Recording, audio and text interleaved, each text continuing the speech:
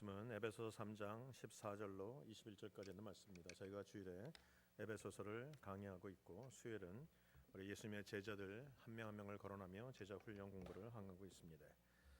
에베소서 3장 14절로 21절까지 있는 말씀을 한 절씩 저와 교독하도록 합니다. 이러므로 내가 하늘과 땅에 있는 각 족속에게 그의 영광의 풍성함을 따라 그의 성령으로 말미암아 너희 속사람을 능력으로 강건하게 하시오며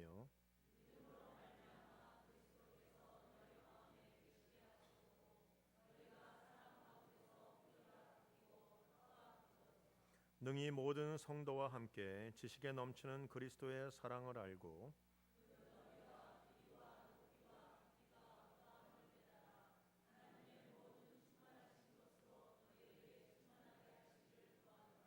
우리 가운데서 역사하시는 능력대로 우리가 구하거나 생각하는 모든 것에 더 넘치도록 능히 하실 이에게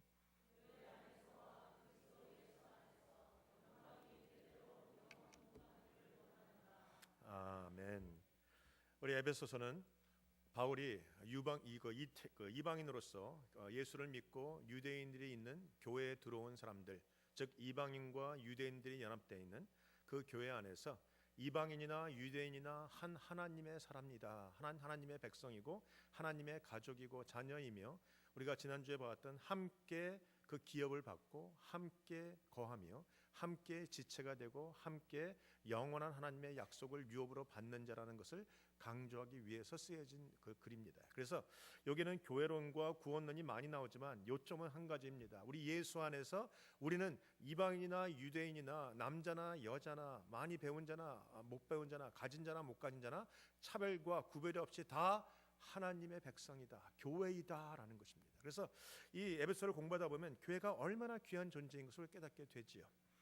많은 사람들이 그런 얘기를 합니다. 이민 목회를 한 20년 해보니까 교인들이 그런 얘기를 해요. 목사님, 이민 생활 속에서는요, 이 친척보다 교인들이 더 가까워요. 그래, 맞죠?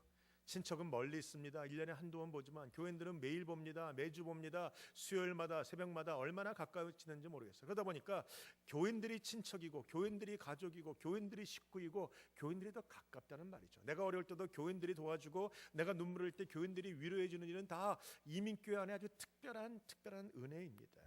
오늘도 여러분 교회가 가족이다라는 생각은 여러분의 생각만이 아니라 사실은 오늘 바울이 우리에게 선포하고 있는 그런 생각이기도 합니다. 오늘 14절에 보면 이러므로 내가 하늘과 땅에 있는 각 족속에게 이름을 주신 아버지 앞에 무릎을 꿇고 비노니라는 대목이 나와요. 즉 바울이 하나님 앞에 기도하는데 하늘과 땅에 있는 각 족속에게 이렇게 얘기합니다. 이 각 족속이라는 단어는 사실 식구라는 단어예요. 가족이라는 단어입니다. 여러분 아브라함이 자기 가족을 통해서 한 족속을 이루고 족장이 됩니다. 그래서 과거에는 족속이란 말은 가족이란 말이고 그 가족의 일원으로 그 족속이 되고 그에게 전개 점점 커지면 나라가 되고 뭐 이런 그런 일들이 있었다라는 것이죠. 그래서 다시 쉬운 말로 표현하면 바울이 내가 하늘과 땅에 있는 나의 가족에게 이런 뜻이에요. 여러분 하늘에 있는 가족은 누구입니까? 예수 믿고 먼저 세상을 떠나서 하나님 품에 안겨 있는 자들. 땅에 있는 가족은 누굽니까? 나와 함께 현재 살아서 하나님의 교회의 일원이 되고 하나님의 나라를 이루어가는 자들. 이게 하나님 나라의 가족이다라는 것입니다. 여러분 우리는 가족입니다. 믿어지십니까? 하필이면 내 가족 안에 저런 것이 있어서 여러분 우리가 똑 때로는 그런 생각이 들기도 하지요. 그러나 그래도 가족입니다. 그래도 한 아버지를 두고 있는 오늘 본문에 보니까 이름을 주신 아버지 앞에 한 아버지를 모시고 있는 자식들이라는 가족이라는 거예요. 그러니까 여러분이 교회에 다니면서 보기 싫은 사람, 힘든 사람 그 사람 생각하기 전에 저 사람은 내 가족이야, 저 사람은 내 형제야, 내 누나야, 내 동생이야, 내 오빠야 그런 마음을 좀 가졌으면 좋겠어요. 여러분 옆 사람 보면서 우리는 한 가족입니다. 한번 선포해 주세요. 여러분 가족이 왜 다투겠습니까? 가족끼리 왜 시기와 질투를 하겠어요? 가족은 그저 좋은 거예요. 동생이 잘 돼가면 마음이 편한 것이고요. 가족이 잘 되면 마음이 따뜻한 거예요. 저도 동생들이 있어요. 동생들이 때로는 잘 나가기도 하고 때로는 어렵기도 하죠. 동생들이 아프기도 하고 뭐 잘 나가기도 해요. 잘 나가도 저는 질투는 없어요. 못 나가면 그냥 아플 뿐이에요. 왜? 이게 가족이니까 그래. 가족. 우리는 한 가족입니다. 사랑하는 성도 여러분, 이제 여러분이 시온이라는 이 그리스도의 공동체 안에서 가족으로 섬길 때 그저 사랑하고 그저 용서하고 덮어주고 만나면 그저 와이리 존노 그런 마음을 갖기를 축복합니다. 옆 사람 바라보면서 와 이리 좋노. 여러분 제가 여행을 다녀보면요, 여행지에 가서 제일 중요한 건 가족이더라고요. 여행 가서 덜컥 앓아보면 가족밖에 나를 돌봐줄 사람이 없어요. 나의 먹을 걸 주고 나에게 약을 주고 나의 찬물 수건 얹어주고 나를 위로할 사람, 나를 붙잡을 사람 가족밖에 없잖아요. 성경은 얘기합니다. 우리는 이 땅에서 나그네 된 자들이라. 여행객이라는 거예요. 이 땅을 살다가 결국은 우리의 본향, 우리의 집인 천국에 갈 때까지 이 땅에서 나를 돌봐주고 나와 함께하고 위로할 사람 누굽니까? 하나님의 가족된 우리들밖에 없더라는 거예요. 여러분이 늘 가족됨을 기억하시는 여러분 되시길 주님의 이름으로 축복합니다. 오늘 이 가족을 위한 기도가 바울의 기도입니다. 그는 말하기를 아버지 앞에 무릎을 꿇고 이 가족들을 위해서 기도한다라고 했죠. 여러분 그리스도인됨의 가장 큰 축복이 무엇입니까? 예수 믿은 자의 가장 큰 축복이 무엇입니까? 어떤 분은 그러죠. 예수 믿으면 복 받아. 나는 목사님 예수 믿고 복 받은 사람이에요. 가정도 잘 되고 자녀도 잘 되고 건강하고 사업체도 좋고. 알아요 무슨 말인지. 그것 큰 축복입니다. 맞습니다. 여러분은 복을 받은 사람들입니다. 그러나 더 큰 복이 있죠. 눈에 보이진 않지만 하나님이 나에게 주신 구원이라는 복이 있어요. 하나님의 자녀됨이 복이 있어요. 영생이라는 복이 있다라는 겁니다. 오늘 바울은 얘기합니다. 아버지 앞에 무릎을 꿇고 비노니. 하나님을 아버지라고 부를 수 있는 건 특권이에요. 세상에 누가 하나님을 아버지라고 부를 수 있겠어요? 아니 저를 갖다가 아빠라고 부를 수 있는 사람은 몇 명 안 돼요. 내 자녀들이든지 내가 내 입으로 너는 내 영적인 아들이야 딸이야 말한 사람 말고는 나를 아빠라고 부를 수 없어요. 나를 아빠라고 부르는 건 내가 선택한 걔네들밖에 없다란 말이에요. 우리가 하나님을 아버지라고 부른다면 내가 하나님 앞에 선택받았다는 큰 축복을 여러분 받았다는 사실을 기억하시기를 축원합니다. 하나님 아버지. 여러분 저도 그래요. 때로 힘들고 어렵고 외로웠고 막 혼동될 때가 있어요. 또는 마음에 상처가 될 때가 있어요. 목사도 상처받는 거 알고 계십니까? 제가 A형인데 A형이 뭐죠? 소세지예요. 소세지. 소심하고 세심하고 지랄 맞고 이게 A형 아닙니까? 그러는 여러분은 뭐 다르십니까? 우리가 늘 그래. 늘 소심하기 때문에 상처 받아요. 이 목사도 안 그런 척하고 다니지만 이 속에서는 그냥 사방에 터지고 곪고 막 그런 게 많아요. 그래서 때로는 막 하나님 앞에서 혼자 울죠. 하나님 왜 그렇습니까? 왜 그렇습니까? 나는 이렇게 하는데 하나님 저들이 왜 그럽니까? 좀 속이 상하면 하나님 저것들이 왜 그렇습니까? 이렇게 기도해요. 그럴 때 하나님은 내 마음속에 늘 말씀하시죠. 위로하세요. 근데 그 위로를 쫙 받고 나면 내 입에서 나오는 단어는 늘 하나님 아버지 감사합니다로 끝나더라고요. 여러분 하나님을 아버지라고 부를 수 있는 건 축복입니다. 그것을 특권이라고 여기고 축복으로 여기시는 여러분 되시길 축원합니다. 그 아버지가 누구십니까? 천지를 창조하신 분입니다. 능치 못할 일이 없는 하나님입니다. 모든 것이 가능합니다. 모든 것을 이룰 수 있습니다. 무에서 유를 만드신 분이라는 거예요. 우리 하나님 그 하나님 그 위대하신 하나님이 우리 아버지신데 도대체 뭘 걱정하십니까? 탈무드에 보면 그런 얘기 있다고 하죠. 참새 두 마리가 엄마 참새 아들 참새가 이 나무 위에서 놀고 있는데 밑에 사람들이 있어요. 근데 아들 참새가 보니까 사람들이 얼굴이 시꺼멓게 다닌다는 걱정하고 그래서 얘기합니다. 엄마 쟤네들은 되게 얼굴이 깜깜해. 그랬더니 엄마 참새가 하는 얘기가 뭐예요? 저들은 우리처럼 우리를 먹여 살리시는 하나님 아버지가 없나 보지 그랬더라고요. 여러분 참 중요한 얘기입니다. 우리는 하나님 아버지가 계세요. 여러분이 혼자 하려니까 힘들잖아요. 혼자 해결하려니까 외롭잖아요. 힘들어서 넘어질 것 같잖아요. 걱정과 염려로 잠을 못 자잖아요. 그럴 때 하나님이 나의 아버지시다 고백하고 나가시는 여러분 되시길 축복합니다. 하나님 아버지께 그는 기도합니다. 무엇을 기도합니까? 16절에 보시면 그의 영광의 풍성함을 따라 그의 성령으로 말미암아 너희 속사람을 능력으로 강건하게 하옵시며 라고 기도하죠. 여러분 바울이 기도하는 것은 겉사람의 문제가 아니에요. 우리는 겉사람이 중요한 거예요. 사실은 겉사람이 중요하기 때문에 좋은 옷 입고 좋은 차 타고 좋은 집에 살고 뭐 건강하고 뭐 치장하고 성형하고 뭐 별별 짓을 다 하죠. 화장품 바르고. 여러분 누가 옛날에 그 목사님 귀한 목사 한국에 있는 목사님들이 그런 얘기를 많이 하세요. 곽선희 목사님 같은 경우 그 얼굴에 발라봤자 뭐하냐. 젊었을 땐 괜찮지만 어렸을 때 바르는 건 좀 30대까지는 괜찮아. 30대까지는 꽃단장하고 40대가 되면 그래도 화장 덕지덕지하고 50대가 되면 그다음에 변장부터 시작해서 뭐 나간다는 거예요. 그러니까 우리가 앞만 가려봤자 못 가려요. 가릴 수 없어요. 이 겉모습은 그저 후패하는 것뿐이에요.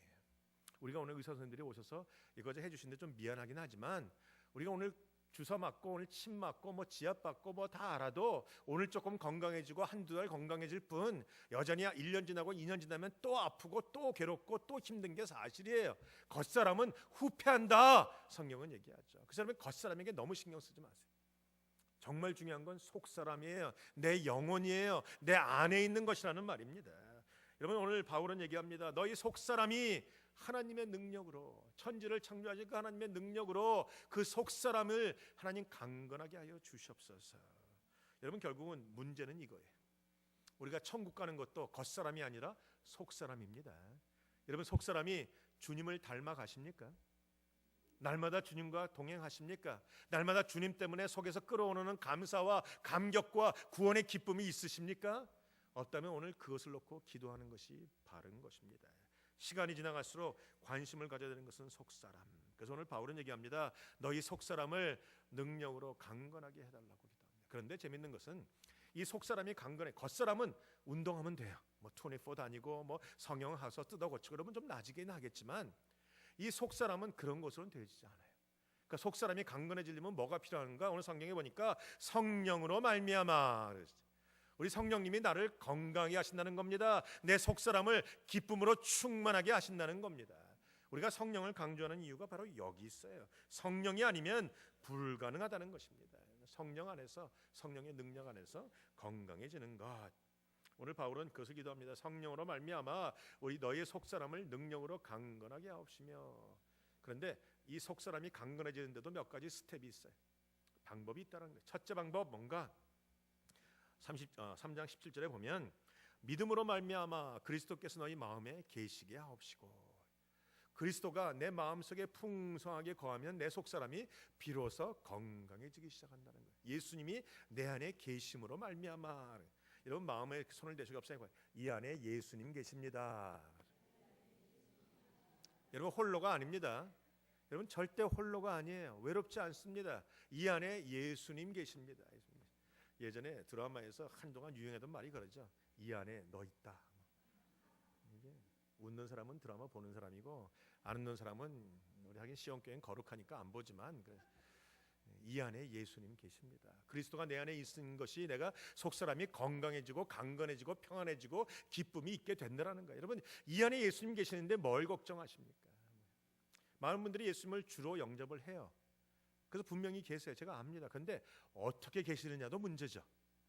제가 다른 집에 가면 뭐 우리 선교사님들 너무 위대하고 귀하다는 것은 제가 선교사님들 이렇게 의뢰 선교사님들 와서 어젯밤에 잠도 못 자고 해서 왔는데 제가 호텔로 모신 게 아니에요.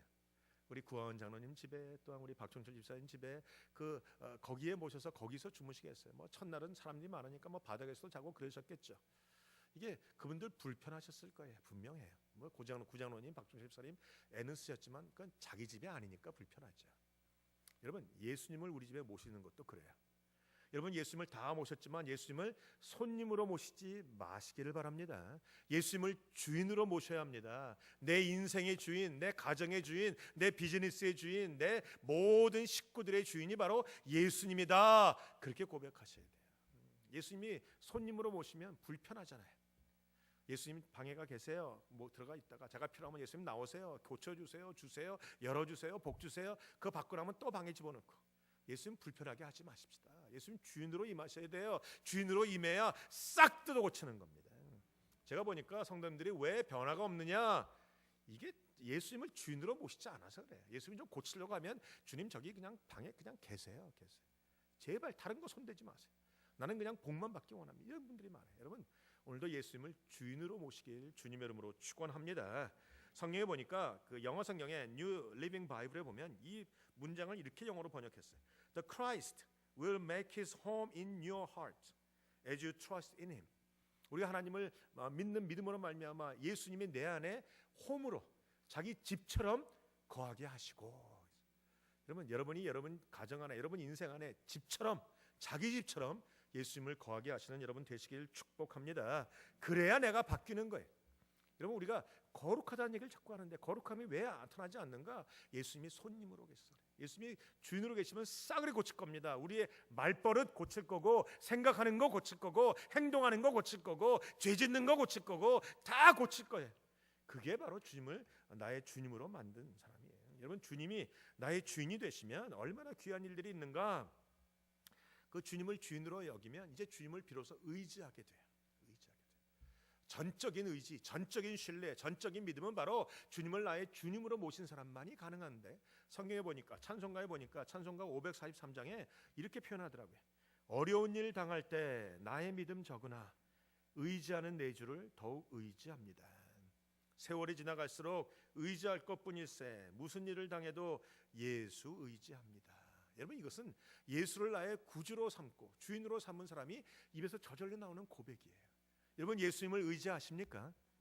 100% 의지하십니까? 이해가 되지 않아도 의지하십니까? 내 삶 속에 나쁜 일이 있어도 여전히 의지하고 계십니까? 여러분, 2005년에 아까 목사님 캐트리나가 와서 막 그 뉴올리언스 뭐 허리케인 와서 난리가 났죠. 그때 많은 사람들이 죽고 집을 잃고 막, 그래서 사람들이 이해하지 못했어. 왜 이런 일이 있는가? 거기다 또 한술 더 떠서 어떤 분들은 하나님의 심판이다 뭐 이래갖고 더 마음을 상하게 했던 적이 있어요. 그때 한 목사님이 그 집도 잃고 가족도 잃고 뭐 다 잃었던 그런 사람들에게 이렇게 얘기했어요. 지금 우리가 이런 일이 왜 일어나는지에 대해서는 나는 여러분에게 해답을 줄 수 없습니다. 설명할 길이 없습니다. 왜 하나님이 이렇게 행하시는지 모릅니다. 그러나 분명한 것은 이런 일 가운데서도 하나님이 여전히 여러분을 사랑하고 있다라는 겁니다. 이것이 믿음이라는 거예요. 여러분, 예수님의 사랑이 내 안에 가득 머무시면 여러분이 어떤 일 가운데서도 의심하지 않아요. 좋은 일만이 아니라 나쁜 일도, 풍성한 것이 아니라 부족한 것에서도, 건강이 아니라 병듦 속에서도 하나님을 의지하고 살아가는 자들은 로마서 8장 28절에 있는 모든 것이 합력하여 선을 이루는 것을 믿는 자가 되게 되리라 믿습니다. 오늘 옆 사람의 고백하세요. 나는 어떤 일이 있어도 하나님을 신뢰합니다. 그리스도의 사랑이 내 마음속에 가득 임하는 것, 그게 첫 번째 비결이고, 두 번째 방법은 너희가 사랑 가운데서 뿌리를 내리고 터가 굳어져서 18절에 보시면 능히 모든 성도와 함께 지식에 넘치는 그리스도의 사랑을 알고 그 너비와 길이와 높이와 깊이가 어떠함을 깨달아 하나님의 모든 충만하신 것으로 너에게 충만하게 되기를 구하노라. 첫 번째 바울의 기도는 그리스도가 너희 마음 안에 주인으로 거하게 하시고, 두 번째는 그리스도의 사랑을 깨닫게 하시고. 본문에 보니까 하나님의 사랑을 알아야 됩니다. 근데 아는 것이 아니라, 아는 것에서 끝나는 것이 아니라 뒤에 보면 하나님의 사랑을 알고, 그리스도의 사랑을 알고, 뒤에 보면 그리스도의 사랑을 깨닫고. 아는 것과 깨닫는 것은 별개. 안다는 것은 지적인 것이고, 깨닫는 것은 내가 감정적인 것이고 느끼는 것이고, 더 나아가서 영적인 것이에요. 여러분, 아는 것, 이 지식은 사람을 변화시키지 못합니다. 그래서 information is not a transformation 이런 얘기가 나온 거예요. 인포메이션은 나를 변화시키지 못해요. 그러나 인포메이션이 아니라, 아는 것이 아니라 내가 마음속에 깨달아지고 느껴지고 내가 경험하게 되는 것, 이게 바로 나를 변화시킨다라는 거예요. 그래서 우리가 애들이 뜨거운 거 손대지 않게 할 때 어떻게 합니까? 뜨거워 손대지 말 안 들어요. 그때는 우리가 뭐라고 하죠? 뜨 안 듣죠. 그때는 애가 만지는 거 가만 놔둬요. 그러면 손을 딱 대고 나면 애가 왕 울죠. 그때 얘기하는 거예요. 자, 뜨겁지? 손대지 마. 애들이 경험하는 것, 이게 깨달아 아는 거예요. 오늘 바울은 얘기해요. 첫째는 그리스도가 너희 마음에 거하게 하시고 집 주인처럼, 두 번째는 하나님의 사랑을 깨달아서 알게 된다. 여러분, 하나님의 사랑을 알면 달라져요. 여러분, 우리가 흔히 하는 얘기가 있죠. 이 사랑받는 여인은 얼굴부터 달라요. 옆 사람을 좀 봐주실래요? 사랑받고 있는지.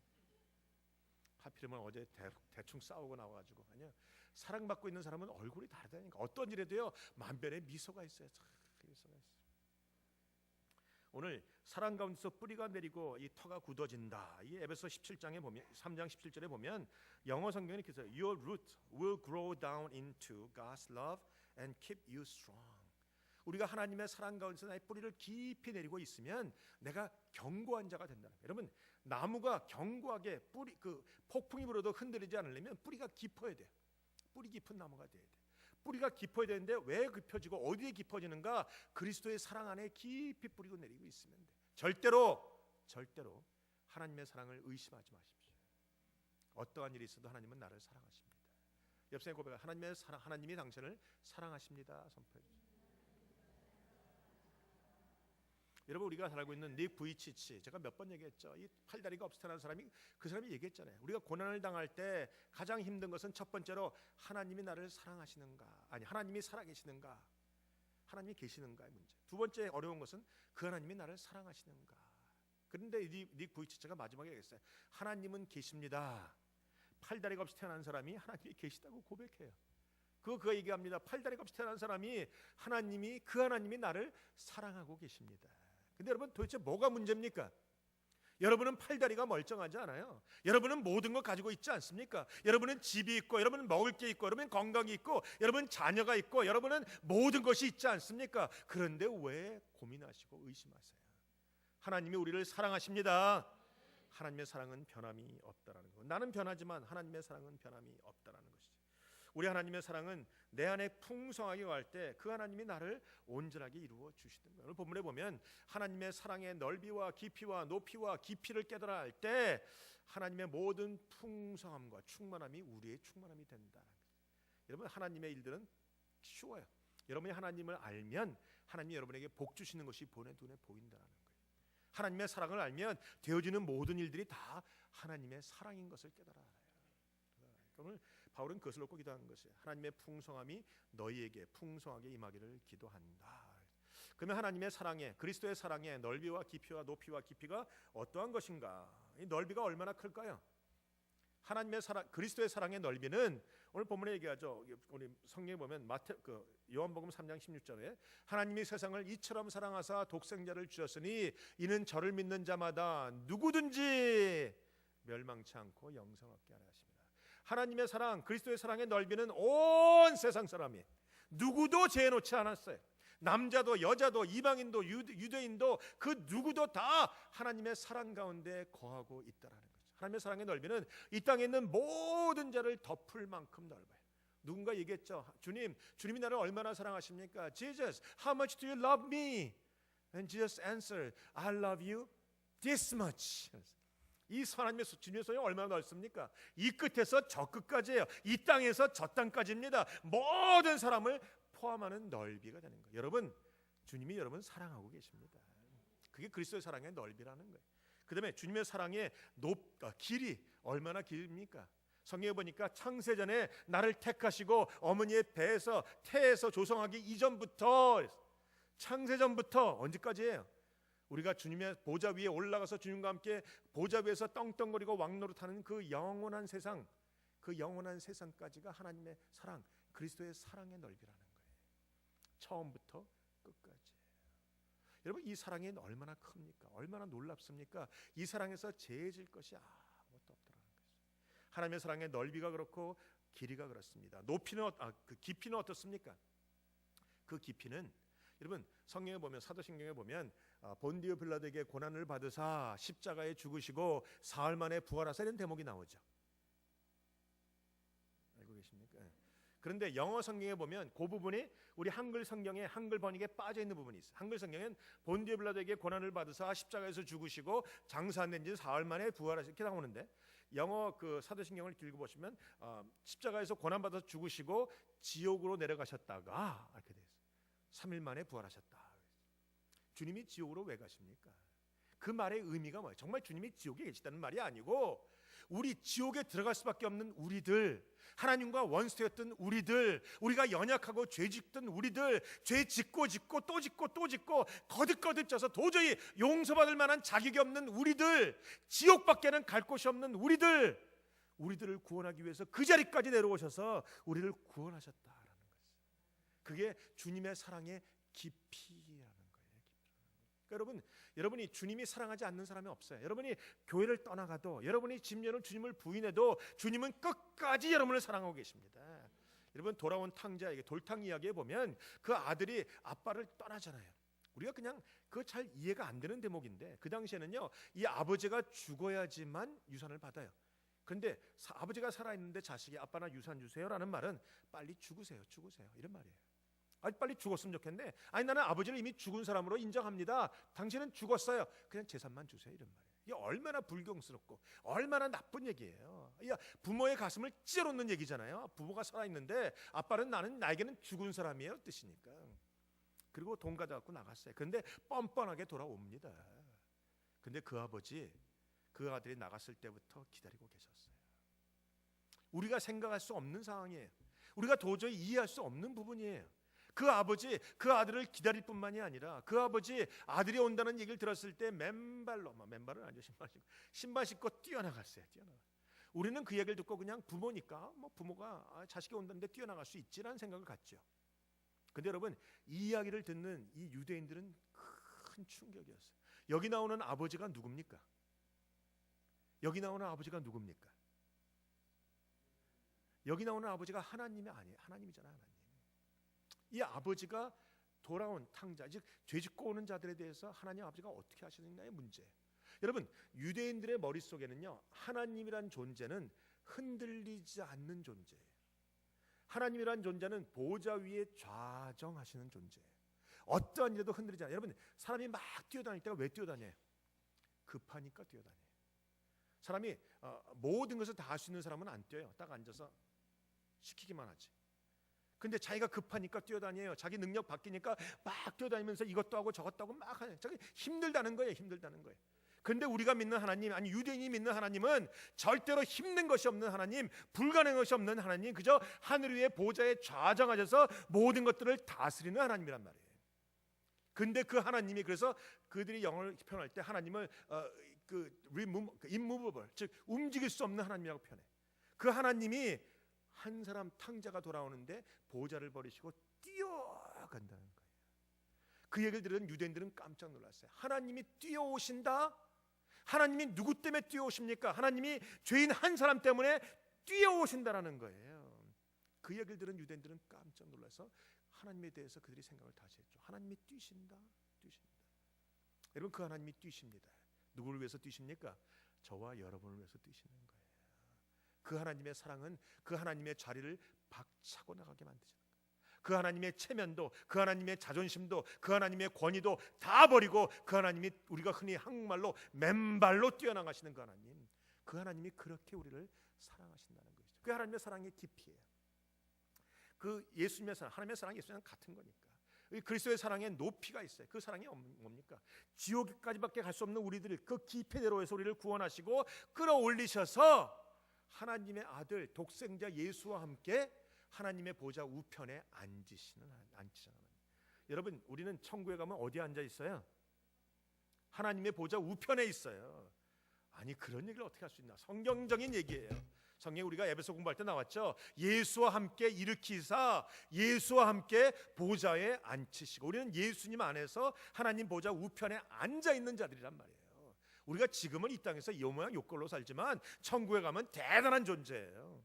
우리는 하나님의 아들과 같은 존재이고 왕 같은 존재이고 그 속에 떵떵거리고 왕노릇할 존재라는 거예요. 옆에 내가 이래봐도 왕자입니다. 아니, 여러분은 공주일 수도 있고 왕자와 공주들. 여러분, 하나님의 사랑, 그리스도의 사랑의 넓이와 그 길이와 깊이와 높이가 그렇다라는 거예요. 바로 그것을 깨닫는 자는요, 흔들리지 않아요. 불안해하지도 않아요. 외로워하지도 않아요. 염려하지도 않아요. 온 세상을 갖고 있는 하나님이 나를 사랑하시는데 내가 건강이 좀 없다고, 이게 없다고, 저게 없다고 뭐가 그렇게 염려가 되겠느냐라는 것이죠. 우리 김동호 목사님이 가장 잘 설명했어요. 구원받았다는 것, 영생을 얻었다는 것, 하나님의 자녀가 됐다는 이 복, 하나님을 아버지라고 부르는 이 복을 우리가 1억 원 정도로 생각해보자. 뭐 저는 한국에 돈이 없으니까 1억 원이 얼마나 큰 건지 모르겠지만 아무튼 1억 원이라고 생각해보자. 그렇다면 우리가 인생을 살아가면서 겪게 되는 가정이 뭐 문제가 생기고 병이 나고 돈이 없고 자녀가 아프고 뭐 사업체가 문제가, 이런 것들은 그저 100원짜리에 불과한 거다. 그러면 1억 원을 가지고 있는 사람이 100원짜리 10개가 없다고 울고불고 통곡을 하겠느냐? 여러분이 1억 원을 갖고 있다면 어떻게 해요? 100원짜리 한 10개 정도 없어져도 허허허 괜찮아. 여러분, 이런 것이 믿음이라는 거예요. 옆 사람이 고백하세요. 허허허 괜찮아. 예수 믿는 사람이 이 정도의 여유는 있어야 돼요. 여러분, 사랑하는 성도 여러분, 이 정도의 여유는 있어야 돼요. 그저 조그만 일에 그냥 얼굴 시꺼멓게 다니면서 그냥 금방 모든 생이 끝날 것처럼. 안 끝나요. 왜 안 끝나는지 아십니까? 하나님이 나와 함께 하시기 때문에 안 끝나요. 금방 죽을 것 같죠? 안 죽어요. 하나님이 함께 하십니다. 아니, 죽어도 괜찮아요. 성경이 뭐라고 합니까? 너희가 나를 믿으면 죽어도 살겠고 그랬죠. 우리는 최소한 이 정도 배짱은 있어야 돼요. 저는 우리 청년들을 가르칠 때, 야, 배짱으로 좀 살아라. 배짱으로 살아라. 어떤 배짱? 믿음의 배짱으로 살라는 것이죠. 믿음의 배짱이 좀 있어야 담대할 수 있고 웬만한 일에도 허허허 할 수 있죠. 하나님 아버지를 믿는 우리들이 하나님의 자녀가 된 우리들이 왜 이렇게 팔뚝팔뚝팔뚝하는지 모르겠어요. 싫으면 금방 싫다, 좋으면 금방 좋다 해 그리고 뭐 엎치락뒤치락. 우리는 주님처럼 듬직하고 반석처럼 우리는 덤대하고, 오늘 우리 저기 뒤에 앉아 계시는 우리 한의사 우리 그 의료 선교사님이 저한테 어제 만져보면서 그러더라고요. 목사님은 참 이런 말해서 미안하지만 통통하게 살이 올라서 침 놓기 딱 좋네. 뭐 나한테만 그러신 줄 아세요? 저기 강은 무슨 권사님한테도 그랬어요. 여러분, 제가 저의 특징은 흔들리지 않는 게 특징이에요. 물론 사방으로 우겨쌈을 당하고 속이 상하고 힘들지만 그래도 그 다음날 되면 또 박차고 일어나서 쥐야 하고 나가서 제 얼굴 껌껌해 보입니까? 하나도 안 껌껌하죠. 뭐 PCS를 나간다고 하는 건 저도 나가는 거거든요. 그러면 제가 뭐 흔히 말하는 모든 베네핏과 모든 건 다 끊어내고 나가는 거거든요. 그래도 상관없어요. 우리는 그래도 말씀으로 살아요. 우리는 그래도 복음으로 살아요. 우리는 성경에 위배되는 것 하지 않겠다고 우리 장로님들이 크게 결정한 게 난 얼마나 귀한지 모르겠어요. 그래서 여러분이 우리는 어떠한 일이 있어도 흔들리지 않고, 어떠한 일이 있어도 감사하고, 어떠한 일이 있어도 담대하고, 어떠한 일이 있어도 주님의 은혜 가운데 살아가시는 저와 여러분들이 되시길 주님의 이름으로 축원합니다. 그런 자들에게 주님 어떤 약속을 주시는가? 에베소 3장 20절과 21절 함께 읽습니다. 20절과 21절입니다. 시작. 우리 가운데서 역사하시는 능력대로 우리가 구하는 것이나 생각하는 모든 것에 더 넘치도록 능히 하실 이에게 교회 안에서와 그리스도 예수 안에서 영광이 대대로 영원 무궁하기를 원하노라. 아멘. 여러분, 그렇게 믿음 안에 있는 자들에게 주님은 여러분이 구하는 것이나 생각하는 것보다 더 넘치게 주신다는 거예요. 저는 이 하나님을 믿습니다. 그 믿음 가지고 기쁨으로 살아갈 것입니다. 우리 사랑하는 시온의 성도 여러분, 어떤 일 가운데서 이 기쁨 가지고, 이 믿음 가지고, 이 축복 가지고 살아가시는 저와 여러분들이 되시길 주님의 이름으로 축원합니다. 기도하시겠습니다. 아버지 하나님 감사합니다.